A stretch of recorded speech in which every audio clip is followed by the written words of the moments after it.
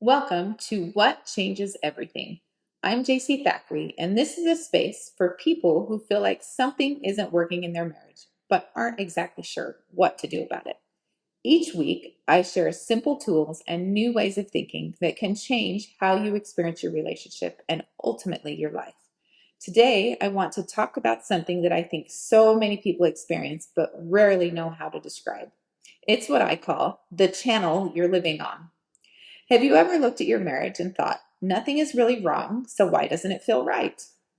There's no huge fight, there's no major betrayal, no obvious crisis, and from the outside, everything probably looks just great. You go to work, you make dinner, you talk about the kids, you pay the bills, life just keeps moving along. But inside, something feels off. You can't quite explain it.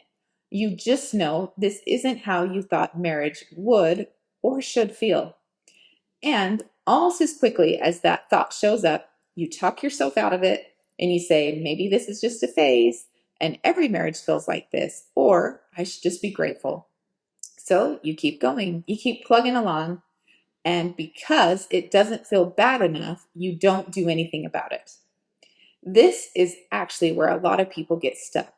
Not because their marriage is falling apart, but because it isn't giving them the connection they'd hoped for.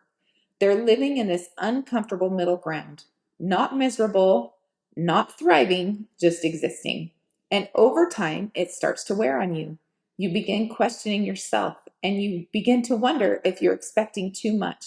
Or maybe this is simply what marriage becomes after enough years together. If you have ever felt that way, I want you to know you're not alone. And more importantly, you don't have to wait until your marriage is in crisis before you start paying attention to it. One thing I've learned through coaching is that our brains are incredible problem solvers. The moment they sense something isn't right, they go to work. They start collecting evidence and they replay conversations. They remember disappointments.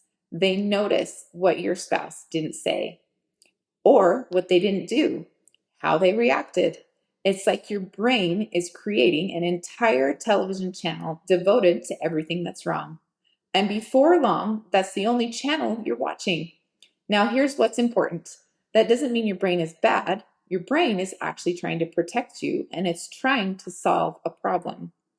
But if all you're ever watching is the what's wrong channel, eventually that's all you'll be able to see.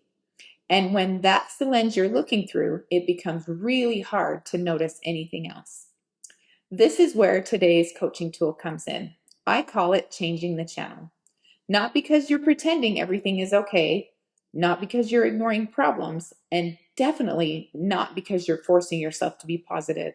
You're simply choosing to not let one channel be the only story you hear. Think about it. If you sat down every night and watched the same sad movie over and over again, eventually it would start to feel like reality, and that is all you would see.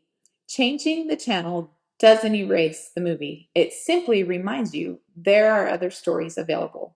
And that's exactly what we're going to practice. So, step one, the first thing you're going to do is simply notice. Notice when your mind starts replaying old hurts. Notice when you're mentally building a case against your spouse. And notice when you're predicting how things always will be. Don't criticize yourself and don't shame yourself. Just notice. You might even say, oh, I'm on that channel again. Here I go. Awareness is so powerful because you can't change something you don't recognize. So, after you notice that you're on a channel, I want you to name the channel. That sounds kind of simple and a little bit elementary, but it changes everything. Give the channel a name. Maybe the name is the Everything is Wrong channel, or the He Never Changes channel, or the I Don't Matter channel, or the Poor Me channel. Whatever fits, you just make it up. Why? Because when you name it, you create a little bit of distance, and instead of becoming your thoughts, you're observing them. And that's where your power begins. So the next thing I want you to do, step 3, is to change the channel. Now ask yourself one simple question. What else could also be true? Notice I didn't say, what's the positive spin? I didn't say convince yourself that everything's fine. I'm simply asking you to widen your perspective. Maybe your spouse forgot to text you back. Does that automatically mean they don't care? It could also mean they got distracted. And maybe tonight feels disconnected because of it. Does that mean your marriage is failing? Or does it mean you're both exhausted after a long week? Your brain naturally jumps to one explanation. Changing the channel means giving it permission to consider another option. Then ask yourself, what do I actually want? Do I want more connection? Do I want more laughter, more teamwork, more peace? Because once your brain knows where you're trying to go, it starts looking for opportunities to move in that direction. So, the next thing I want you to do, step 4, is to stay on the new channel. Here's something really important. Your brain will want to switch back to that old channel every time something happens. That is totally normal. If you've spent years watching one channel, you shouldn't expect your brain to instantly love a different one. So when you catch yourself drifting back, don't make it mean that you're failing. Simply just change the channel again and again and again. That's how new patterns are built, not through perfection, but through repetition and paying attention to what you're noticing. The next thing I want you to do, step 5, is to take one small action. This might be the most important step. Don't stop with just your thoughts. Ask yourself, what is one small action that matches the channel I want to live on? Maybe it's sending a kind text. Maybe it's giving your spouse a genuine compliment. Maybe it's asking about their day with curiosity, reaching for their hand, or it's simply choosing to pause before reacting.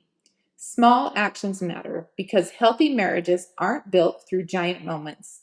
They're built through hundreds of small moments repeated over time. Let's make this a little more practical. Imagine your husband comes home late from work and he forgot to call. Immediately your brain says, "See, I'm not important." Then it remembers the last 5 times something similar has happened. Now you're watching the I don't matter channel. Instead, pause, take a minute, catch it, and name it, and say, I'm on the I don't matter channel. Now ask yourself, what else could also be true? Maybe he got caught in traffic. Maybe work was crazy. And maybe he genuinely forgot.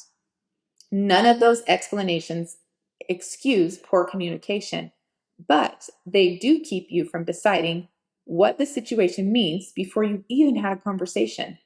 Can you feel the difference? One channel leads to assumptions and the other leaves room for connection.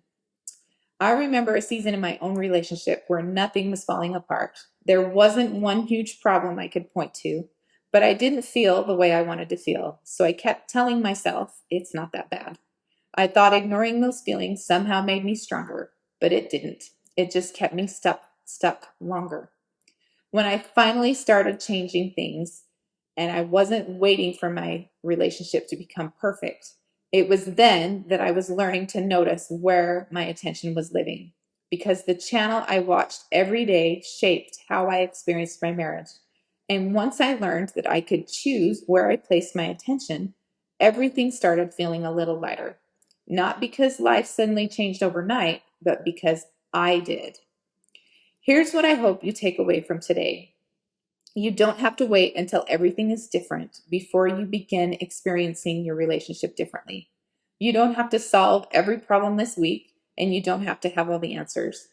You only need to notice what channel you're living on. And if it isn't helping you to become the person you want to be, you can choose another one. The choice is available to you today, tomorrow, and every day after that. Small choices repeated consistently have a way of creating meaningful change over time, and that should give you hope. And it also means that you're not powerless. This week, I want you to leave you with one simple challenge. Each time you notice yourself replaying everything that's wrong, pause, take a slow breath, and ask yourself, what channel am I watching? Then ask, what do I actually want to create instead? That's it. Just practice. If today's episode resonated with you and you'd like help applying these tools in your own relationship, I'd love to support you. You can book a one-on-one coaching call with me and we can work together and we'll look at where you're stuck and map your next step. And if this episode encouraged you, I'd love for you to follow the podcast so you don't miss future episodes. Each week, I'll be sharing practical tools to help you experience your marriage with more intention, more hope, and more connection. Remember that the goal isn't to pretend your marriage is perfect. The goal is to stop letting one painful story become the only story you tell yourself. Because when you stop living on the channel that's keeping you stuck and intentionally choose the channel that points you toward the relationship you're trying to build, that's what changes everything. Thanks for listening. Have a great day.